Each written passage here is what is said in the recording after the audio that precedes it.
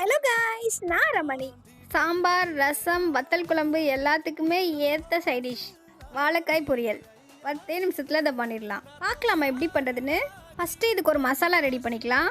ஜாரில் 1 கப் அளவுக்கு தேங்காய் துருவல், 2 பச்சை மிளகாய், 1 கொத்து கருவேப்பிள்ளை, கொஞ்சமாக இஞ்சி, அதோட 1 ஸ்பூன் ஜீரகமும் சேர்த்துட்டு தண்ணி சேர்க்காமல் குறைன்னு அரைச்சிக்கலாம். இப்போ கடாயில் எண்ணெய் சேர்த்துட்டு எண்ணெய் சூடானதும் உளுந்து, கடுகு, கருவேப்பிள்ளை, கொஞ்சமாக பெருங்காயத்தூள், கட் பண்ண வெங்காயத்தையும் சேர்த்துட்டு வதக்கிக்கலாம். ஏற்கனவே கட் பண்ண வாழைக்காயும் சேர்த்துட்டு வதக்கிட்டு டேஸ்ட்டுக்கு உப்பையும் ஆட் பண்ணிக்கலாம். கூடவே ஒரு அரை ஸ்பூன் அளவுக்கு மஞ்சள் தூளையும் ஆட் பண்ணிக்கலாம். மூடி போட்டு ஒரு 5 நிமிஷம் லோ ஃப்ளேம்லேயே வேக வச்சுக்கலாம். மூடி ஓப்பன் பண்ணி நல்லா கலந்துட்டு இப்போ அரைச்சி வச்ச தேங்காய் பேஸ்ட்டையும் இதில் ஆட் பண்ணிக்கலாம். நல்லா கலந்துட்டு லாஸ்ட்டாக மல்லித்தலை தூவினா வாழைக்காய் பொரியல் ரெடி. நல்லா இருக்கும், ட்ரை பண்ணி பாருங்கள்.